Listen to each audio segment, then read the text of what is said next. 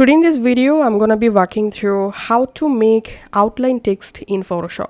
So currently I'm in my Photoshop. Now I'm selecting the text tool from this tool panel and just typing my dummy text here.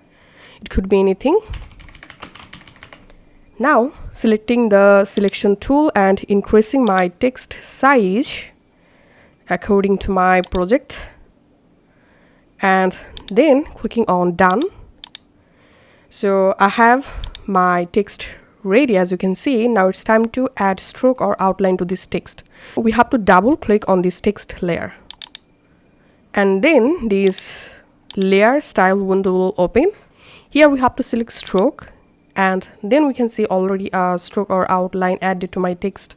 Now it's time to change and customize our outline.